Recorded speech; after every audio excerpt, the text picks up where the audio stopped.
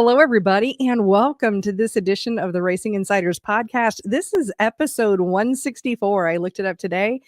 Pretty excited that it's 164 episodes so far. And I also have some fun news to report too, is we have just reached to over 3,000 subscribers over on YouTube. So if you're watching on YouTube, hit that subscribe button, or if you're watching on Facebook, go find us on our YouTube channel. It's pretty easy. Just Crate Insider. We'll get you there. So tonight we have a special guest, somebody I've known for a number of years who's helped me so much as I have tried to put together tech videos and learn things about race cars and in so many different categories. And a good friend of mine, Ben Baker, he is the sales engineer from AFCO Performance Group. And so welcome to the show, Ben. Thanks for having me. Hopefully we'll get to do it this time. I know. Well, you were traveling last time, and you're like, okay, first time in my life, I don't even have data. Yeah, I was sitting there, and the little symbol on the top went away, and so I got to looking later on once I finally got internet again, and they said like the whole Southern Illinois lost signal for 2 hours there, where I was. So. Yeah, the 2 hours during the podcast. Yeah, exactly when we had to start. Well, I know that you spend most of your time on the road. You go to so many places, and I think you're home. Like, how long do you get to be home for this time? Yeah, I'm home until Sunday. Oh, look at that. Wow. Yeah, because where were you just in this past week? Just started the, the Super Nationals. I left a week ago Thursday and parked and got all set up, and then they had the preludes, and then the whole week of the Super Nationals. If you're involved with IMCA at all, you know about the Super Nationals, and it's a grueling week. You know, Vendor Road, where we were set up at, it opens at 9 a.m. and then I think the earliest we got back to the hotel any night was 9 p.m. So it's certainly a long week. Yeah, and how many cars did they have this time? It was a little over 1,000 for the whole week. So it's a big deal for them. Now, one thing I've heard is it's a really well run show, though. It is. Monday night, Tuesday night. I think we were done. They were done racing somewhere right around midnight. And then Wednesday night went a little long, so they adjusted how their format was to where Thursday night and Friday night we were done by like 11 o'clock. So they get it moving through. I mean, they run like Wednesday night, for instance, they ran 60 heat races, 4 qualifying A mains, and probably 24 B mains, and was able to get them all done. So, and everybody still got the hot lap too. Wow. How did the weather hold up? I didn't actually watch it. It was great. It was probably one of the better Super Nationals I've been to. First few days it was kind of hot. You know, it was mid-90s, which is really hot for Central Iowa for that time of year. And then the rest of the week it was like mid to upper 70s for high. We didn't have the rain to deal with like we have in years past, where you got to wade through mud ankle deep. So that was a nice welcome sight.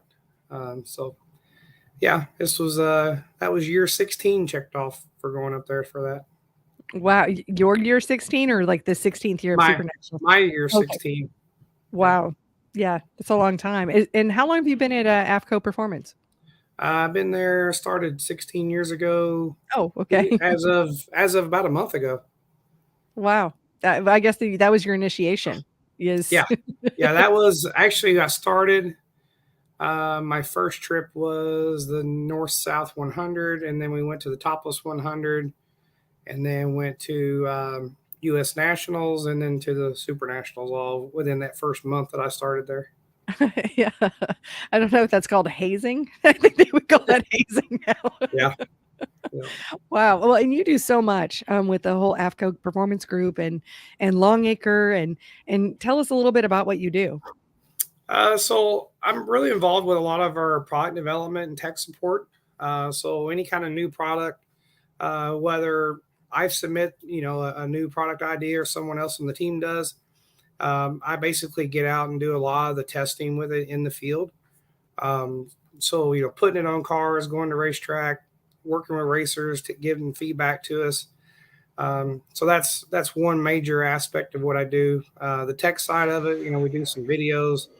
I do a ton of seminars.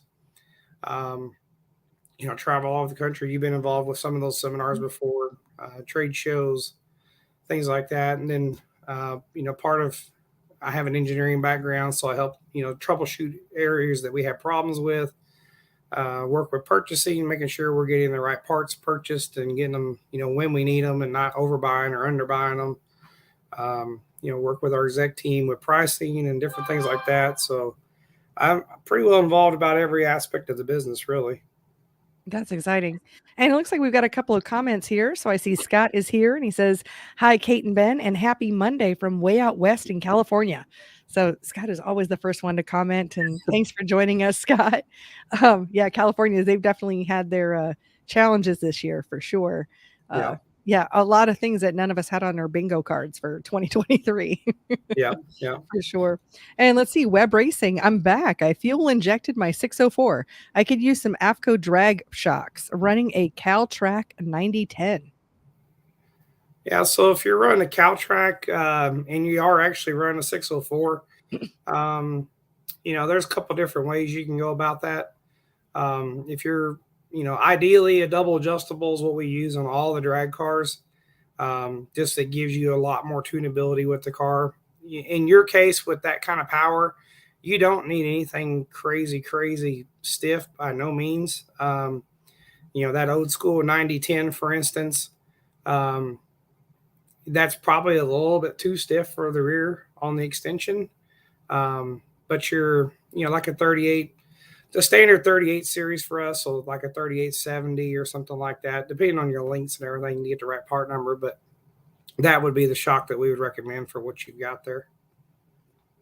That's great. Yeah, and anybody else who has questions for Ben, feel free to drop them in. I even forgot to mention that you actually build a lot of shocks as Yeah. well. And I've seen you in Yeah, the I do shop build a lot of trailer. shocks.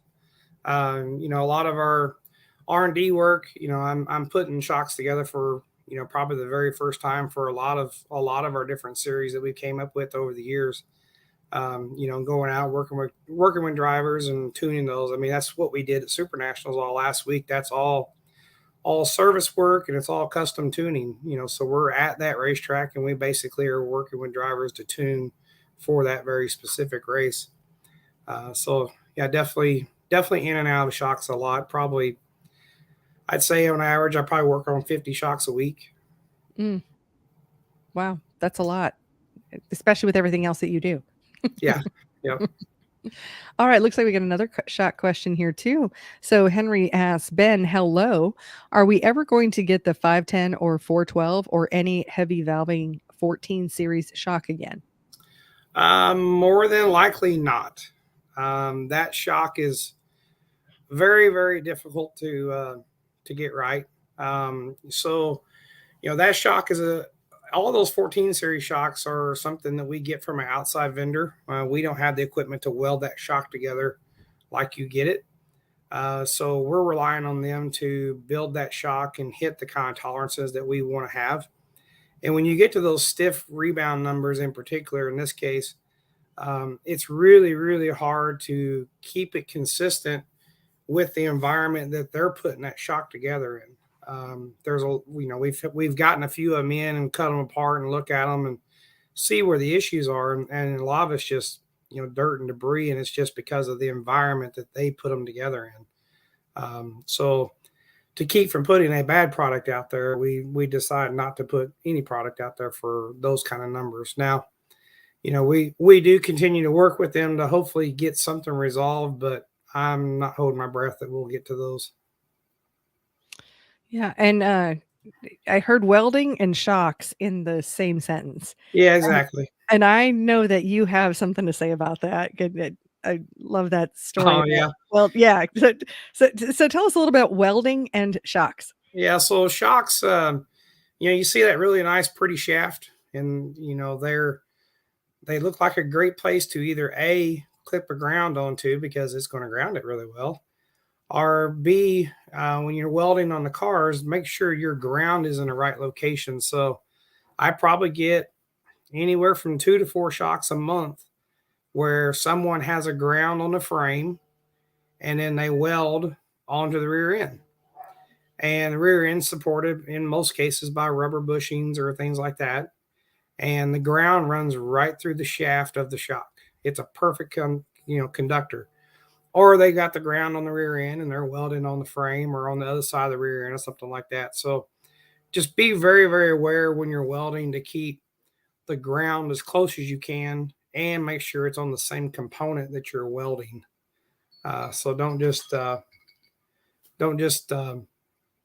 it wherever and think you're going to be good to go. Because like I had a drag strut, $750, $900 strut the other day that came in and it was leaking, and customer was upset because it was a very new strut, and as soon as I look at it, you can tell exactly what it was, and it was they welded some lower control arm mounts, some limiters on it, and they had the ground on the frame, and they welded on the lower control arm, and it arced right through it. Yeah, that'll tear up a shock. Yeah. I've seen cases where people have had grounds on frames and try to weld a muffler on exhausts and arc cam bearings in the motors. Whew.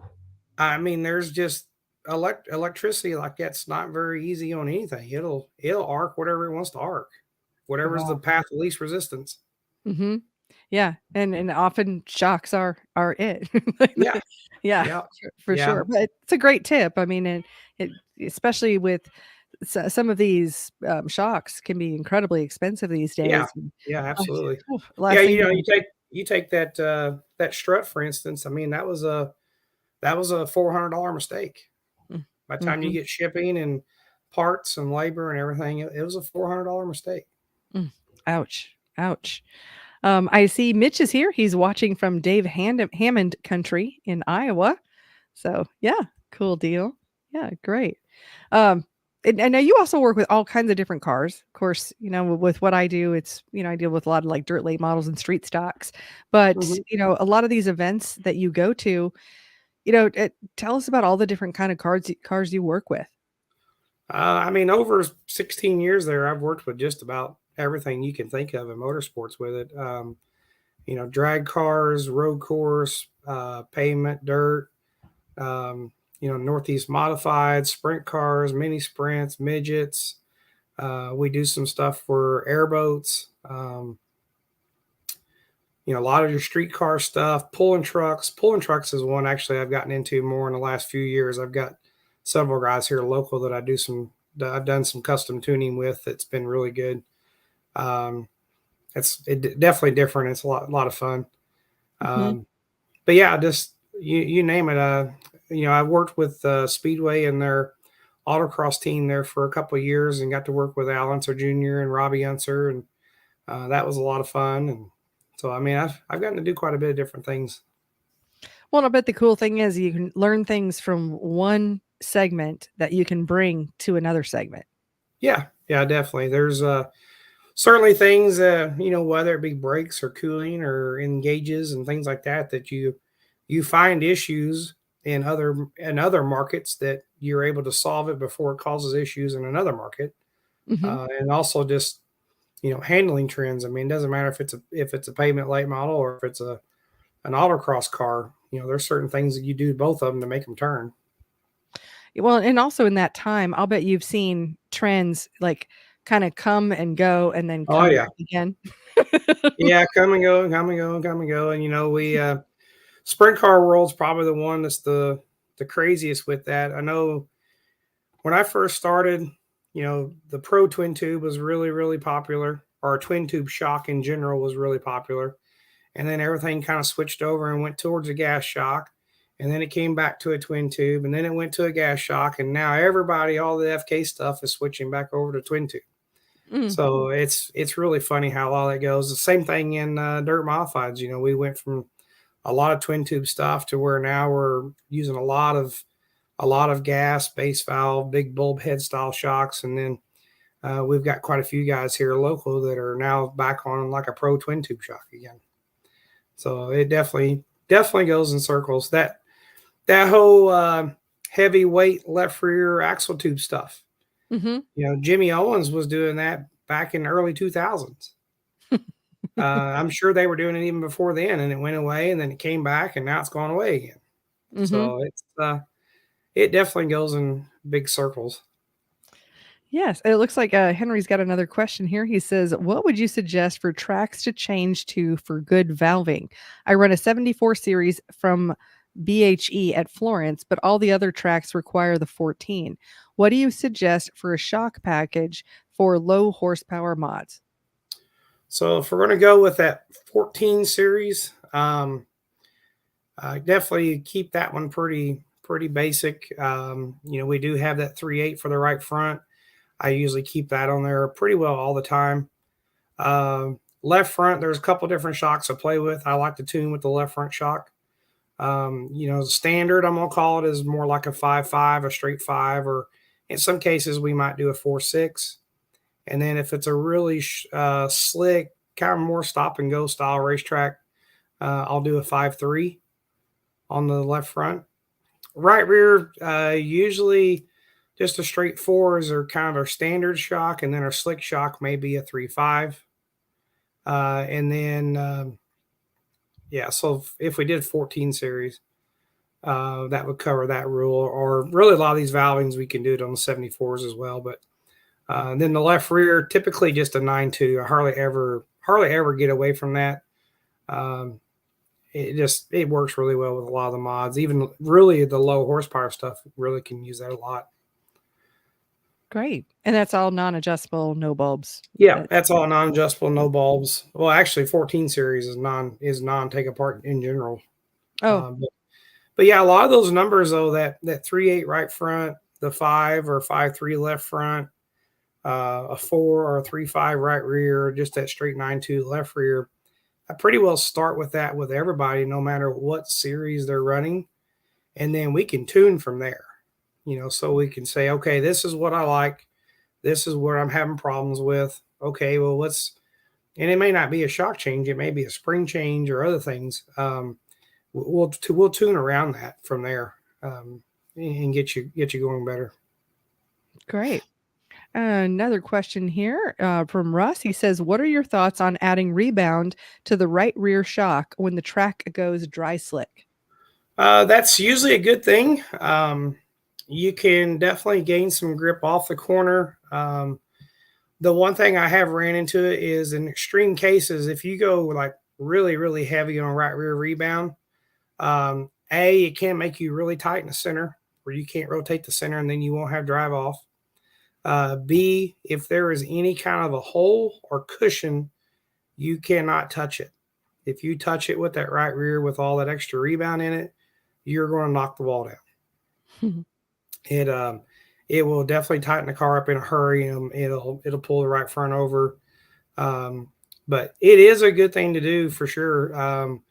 If you had a standard 4 to start with, and we went to, let's say, a 5 or a 6 rebound, it's going to tighten it up some for sure in the center and a little bit off. But if we jumped on up and we went to say like an 8 or a 9 or a 10 rebound, you definitely may get too tight, and definitely if you ever hit a cushion with it, you're in trouble. Good to know. And then Tim has a question. He says, "I liked the AFCO Ultralight 16 Plus rotor and the Pillar Vane 1.25 directional rotors." So did I. Are they discontinued? I've seen them on back order for the past year, but haven't checked lately. So the 16 plus rotor is discontinued. The source we had for that basically went defunct, so we can't really get that one very easily anymore. The Pillar Vane 1.25 inch, pretty well discontinued a lot of those because there's really not many cars that run an 1.25 inch rotor anymore in the dirt world. Most everybody's on 810s. We do have the Pillar Vane 810 back in stock finally. So that's good to have.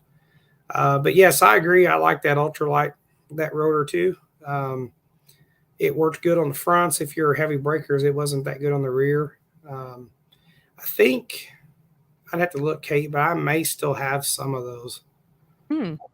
in Well, stock. I'll buy them because these are the ones I have now. I'm gonna drop a link in, but I have the cast iron brake rotor left hand or right hand slotted pillared vane style 11.75.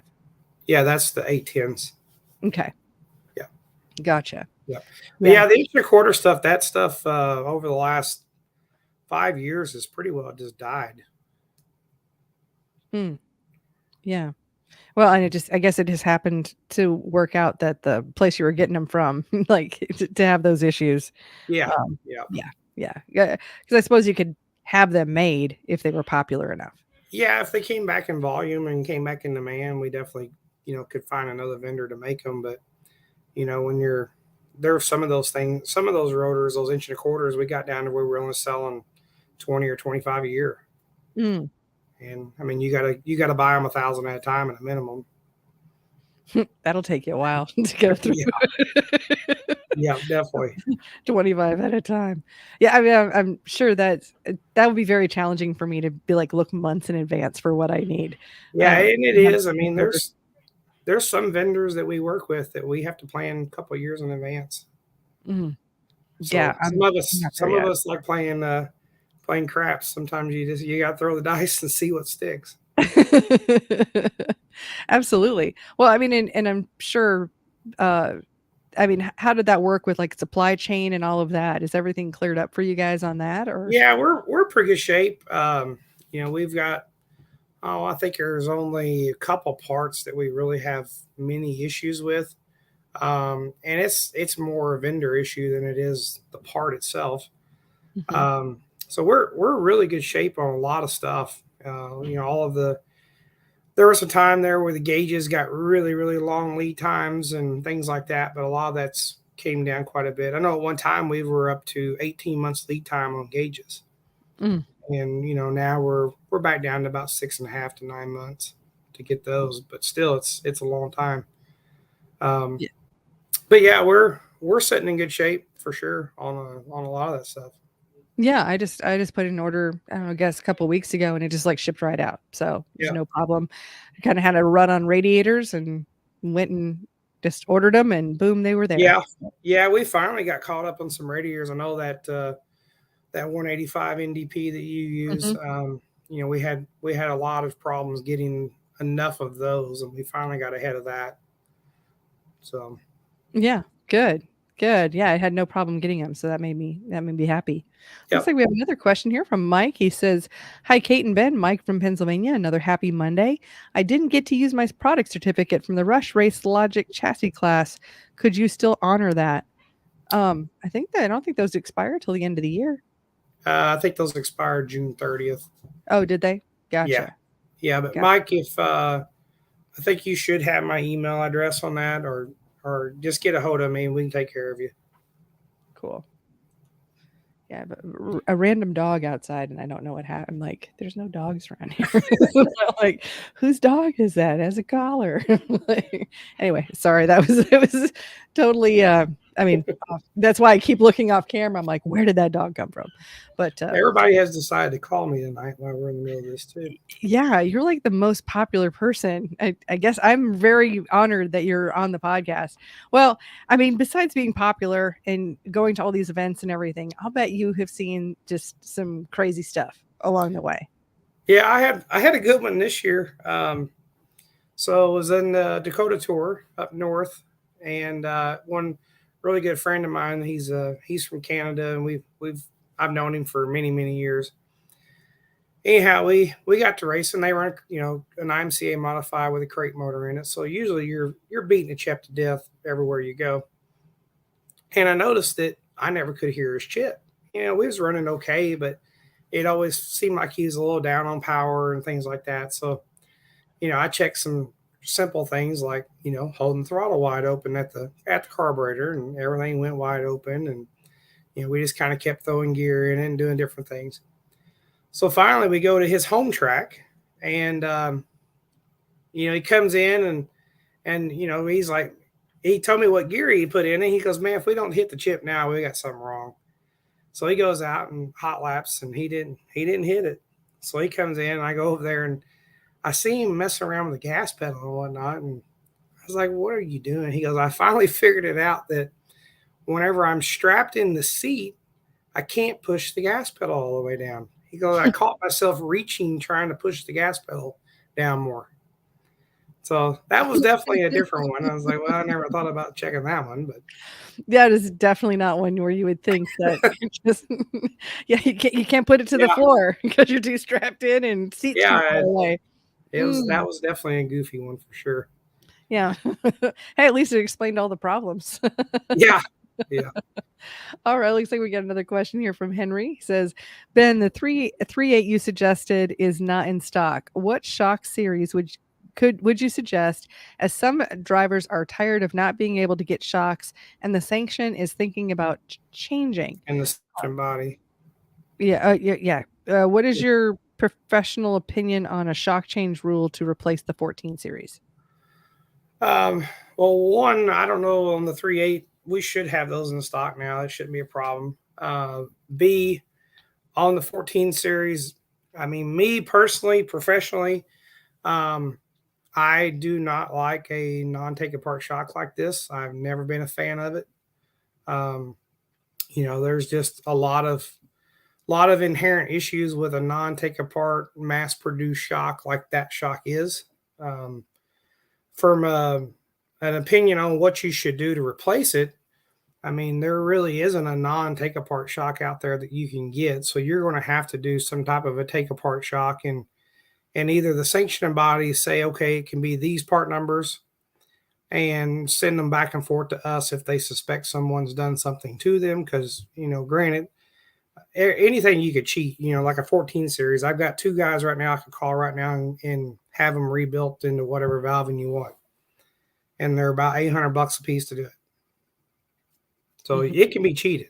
There's no doubt about it. So this goes back to the sanctioning bodies on how they want to work it. If they want to get the shock and then send it back to us, and then we can inspect it to see what parts and pieces are in it to say, yeah, this has been tampered with or not tampered with. We can certainly do that. Really, any manufacturer will do that. They're willing to work with a sanctioning body to get something like that done. But yeah, I don't know, that the whole shock rule thing, sanctioning bodies trying to save money for the racer by picking on shocks. It's, I think, the wrong way to go. And I'm not a huge fan of like a spec shock. So a shock that only one manufacturer has. I think that every manufacturer has a series that would fit within a dollar rule that a sanctioning body could come up with. So say, for instance, if the class you're running where you're running that 14 series, if the sanctioning body said, okay, it has to be under $250 a corner, for that shock. Us and all the other manufacturers have got a shock that'll fit in that rule. You can do whatever you want to after you buy it, but the raw shock itself, has to be under that $250. Some sanctioning bodies, they have a claim in place. You can claim any shock on the car for $50 or $100 in some sanctioning bodies. To me, that kind of helps police it too. It kind of keeps people honest. The first year you're going to have a whole bunch of shocks get bought cheap from different people, but after that, it'll kind of settle down and kind of straighten itself out. So I've seen a little bit of everything work. I see issues with a little bit of everything. In the end, we all love the sport and we want to try to keep it as cheap as possible, but also know that speed costs money. Always. Yeah, and people will do whatever it takes to win sometimes. Yep. Yeah, Mhm. from a manufacturing standpoint, it's difficult at times because I think that as a company, we have done a good job trying to keep a lot of our shocks or other parts affordable. If you look at our stuff traditionally, we're not always the one with the latest and greatest trick and trinket coming out. In a lot of cases, we just feel like it's not the best thing for the sport. Yeah, we can go out and we can make a dirt modified shock that costs $1,500. We can sell it all day long. But is it the right thing for the sport? Mhm. And it really isn't. So, we're not going to go down that avenue unless someone else does it and we see all the market, shift to that, then we have to react to it. But we don't want to be the one that's leading that really high end, expensive direction like that. I think that's a really wise way to go, and very kind, because if we run out of racers who can afford to race, Yep. then we're all out. Yep. We're dependent on that for Right. sure. I like what I do, and we have to have racers to keep doing it. Absolutely. Yes, they're at the core. I see we have a couple more comments here. So Scott says WP shocks are awesome. So cool. And Henry has a question. I agree. That's why I run a 74 series from BHE. Those cheap shocks have room for improvement, to be politically correct. They have room for improvement. Well, and you say cheap shock, but in the end, there's no such thing anymore. Mm-hmm. I mean, those non-take apart shocks, I mean, they're going to be $150 by the time you get them all there and everything a piece. Where take apart one like that 74 series you can buy for a little over $200. So Mm-hmm. Yeah.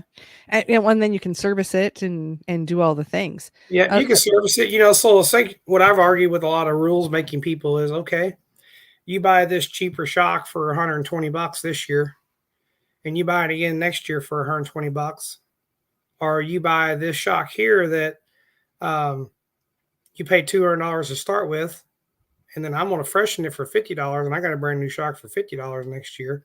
Or hey, I changed car brands and the valving I had there wouldn't work. So instead of me going and buying another $120 shock that's the right valving, I'll just have this one revalve for $50. Mm-hmm. So the operating cost is a lot less on a take apart than the operating cost on a non take apart. Oh, for sure, because you've got all these interchangeable parts, and you can just change a valve, or if it has an issue, I mean, it's just like a motor. You can have an issue with a motor on one lap. You can have an issue with a shock on one lap. If it's that 74 series or a take apart, I could fix it. Mm-hmm. If it's a non-take apart style shock, sorry, get another one. Yeah. Yeah. They're disposable. So Yep. what's better, I agree with you and your sentiment with all of that for sure. And I'm seeing if there's another question here. Well, and we've talked a lot about shocks, but you also work with all the Longacre stuff too. Yep. So all the gauges and everything. What I'll bet you have quite a few tips or recommendations about dealing electrical systems. Yeah, so I mean, gauges in general, we've learned a lot. I mean, I'm aware of gauges and aware of electronics and things like that before we purchased Longacre, but there's definitely been a pretty steep learning curve since we bought them. And the water, of course, is your worst enemy on a lot of stuff. We learned that real quick with the original stepper motor gauge, and that's the reason why we redesigned all that and made that completely waterproof. So your stepper gauges today, your more high-end gauge, you can pressure wash ours all you want to, and you're perfectly fine. You take them and dunk them in a bucket of water, and they'll be just fine. Where a lot of the other stepper motor gauges and digital gauges like that, you can't do that.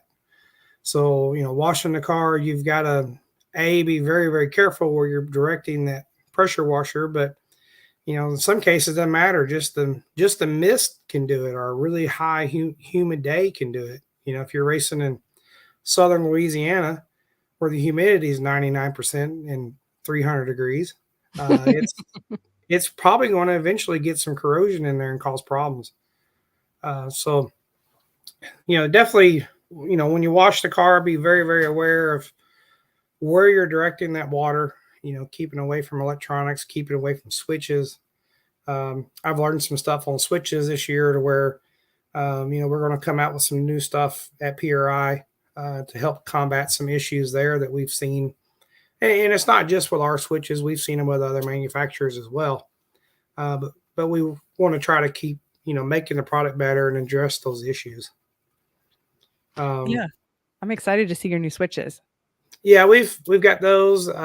We've got some new scales that we're coming out with that we're releasing at PRI that I'm really, really excited about. They're going to be pretty good. Now, we talked about trends a little bit earlier. How many guys are really scaling their cars these days versus Yeah, just and that's a pretty hot button with me. sorry, I We didn't mean to press that. no, it's a good one because scales are very, very important. Everybody thinks, well, my load numbers are right. Okay, so you took a load number from a welded point to another welded point that you don't know is in the same spot after you knocked the wall down last weekend. So if you take a lower control arm on a dirt late model, for instance, you take a spindle on a dirt late model, that's a welded, fabricated part that's put together by a human being. They can mess up just as well as anybody else. And you pull your load numbers and, okay, we're good to go. You go to the racetrack, you really don't know. So if you take a brand new car and you put everything on that car as you think is the best parts, and you scale that car and you get rye heights and you get different points to the ground locations, you make these notes. Now when you do knock the front clip off of it or do something to it, and you put all the new parts back on it, you can go back and scale the car and get those numbers back, and then you know where your home base is. So load numbers are great. I use them all the time. We reference them all the time. But in the end, all those load numbers are based off of scale numbers. Every car is going to be a little bit different. So it's in my mind now. Used to, we would scale every week. Every single week you'd scale. Today's world, we don't scale that much, but I still think it's a Mhm. Yeah, I grew up my dad had, like, feed scales, I think is maybe what they were, I grew up, my yep, dad scaled his grain car every scales. week. Yeah, so I love how compact scales have become and wireless, and it's just really a great package from what I've seen from Longacre before. Of course, I Yeah, haven't seen your new stuff. yeah. The I still like grain scales. I don't have a set of them, but I do like them. Um, the nice thing about grain scales when you used to use those is I'm not a I'm not a small guy, and they made them really easy to get under cars. Mm, yeah, for sure, because they're pretty high up in the air, for sure. That's great. Yep. Yep. Yes. And what about some cooling tips? I'm sure you've got quite a few of those, but what would be one tip you would give to racers about cooling? We're coming out of the really dead heat of summer, but any Yeah. mistakes you've seen out there? And I think the biggest thing with cooling, just keeping stuff clean and cleaning it properly. We've talked about it in seminars about, getting a kiddie pool. I think Dave even made like a little tank that he submerged the radiator in. Mhm. Mhm. So doing those things and not using pressed air and not using a pressure washer directly, um, doing all those things can certainly make sure you keep the radiator in the best condition it can be in. Yeah, definitely. Looks like Joe has a comment here. He says wireless Longacre scales continuously lock up at our track. Batteries changed often, no improvement. Any suggestions? So the biggest thing on our wireless scales is that first generation wireless was basically a line of sight. So on our scales, the side of the scale that has the on off switch, they all need to be facing the same direction.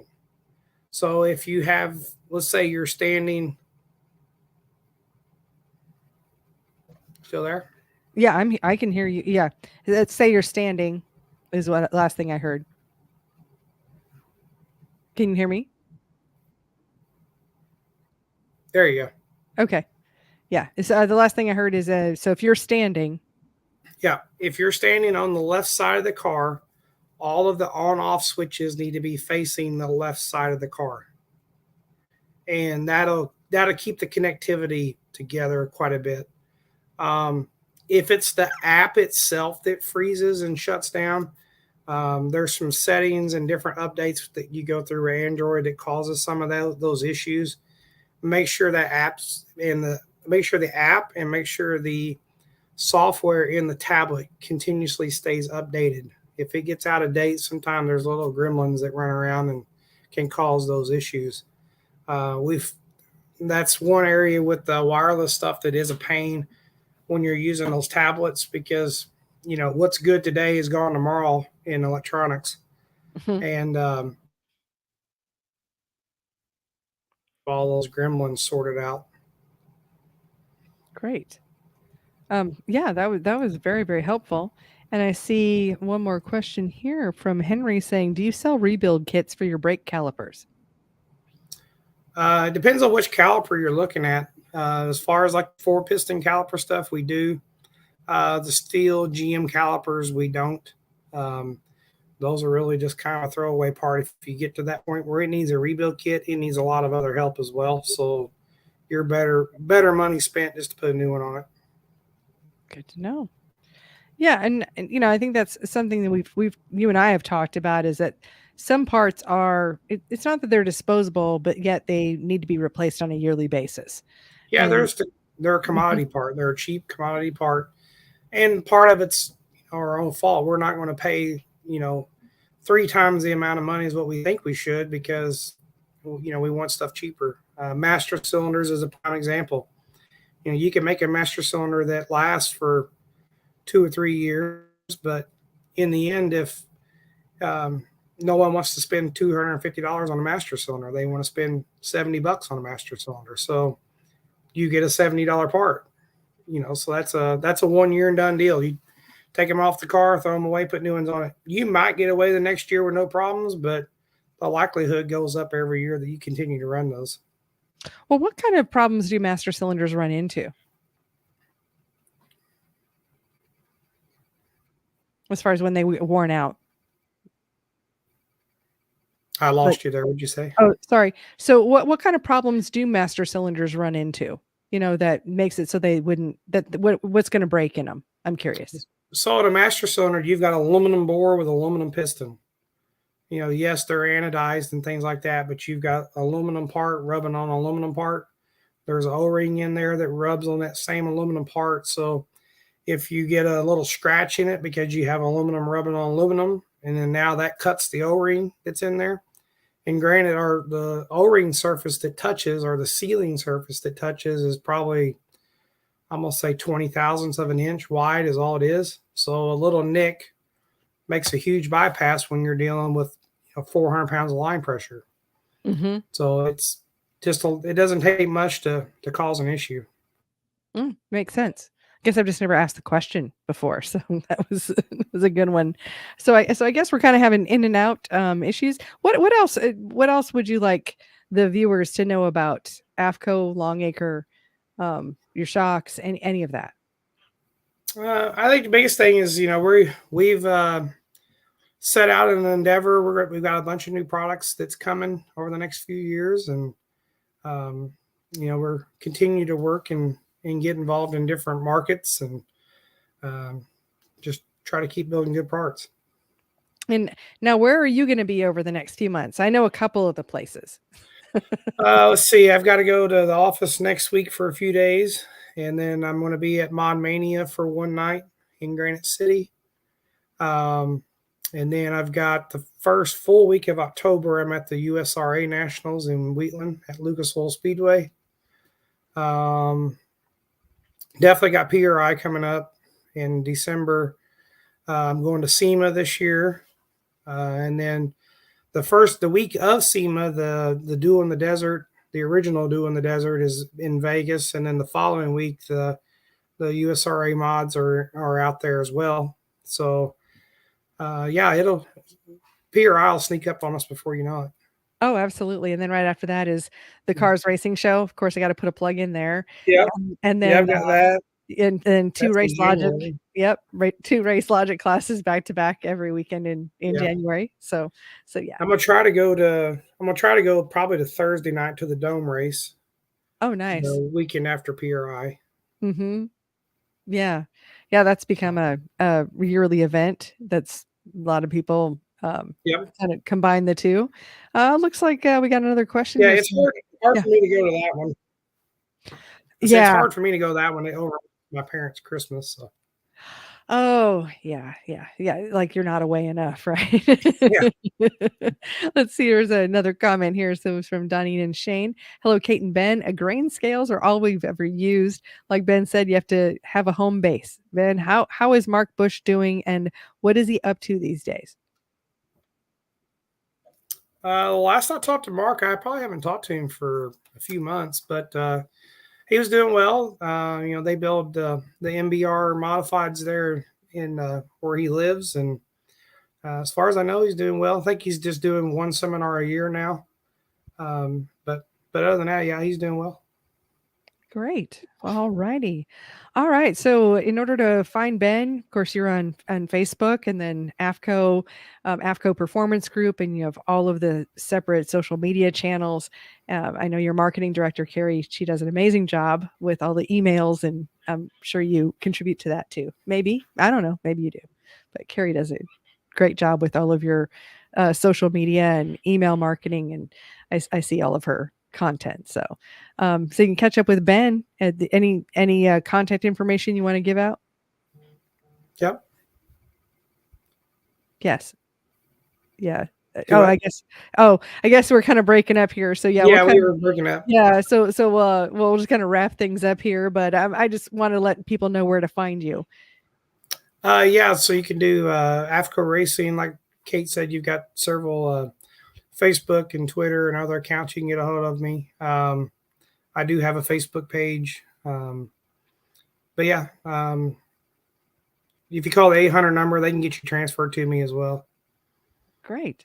Well, I want to thank you so much for being on the show with me, and thank everybody for listening in and watching on YouTube and Facebook. And definitely, I'll be back next Monday with a new guest and talking about things. And look forward to seeing you guys next week. So thanks. See you next week.